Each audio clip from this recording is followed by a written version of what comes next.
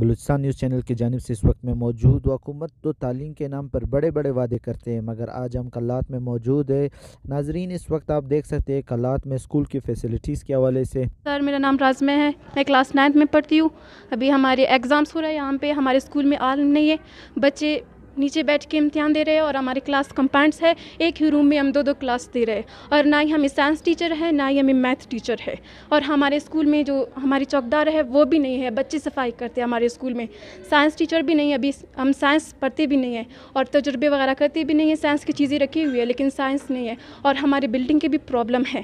ایک ہی روم میں دو کلاسز لے رہے ہیں، اور یہاں پہ اب لوگ بچے بھی دیکھ رہے ہیں جو کہ نیچے بیٹھ کے امتحان دے رہے ہیں، ایگزامس بھی نہیں ہے، اور کینٹین لائبریری وغیرہ یہ بھی ہمارے اسکول میں نہیں ہے، پانی کے بھی مسئلے ہے بھی نہیں ہے، یہاں پہ اسکول کے چھتیں بھی آپ لوگ دیکھیں صحیح نہیں ہے۔ تو ناظرین، یہ گورنمنٹ گرلز ہائی اسکول کوئنگ میں ہے۔ ناظرین، یہاں پر تعلیم کے نام پر کروڑوں روپے خرچ ہوتے ہیں، مگر آج مجھے یہ نظارہ دیکھ کر انتہائی افسوس ہوتا ہے کہ بلوچستان گورنمنٹ تعلیم کے نام پر اتنا خرچ کرتے ہیں۔ یہاں پر بچے آپ دیکھ سکتے ہیں زمین پر بیٹھے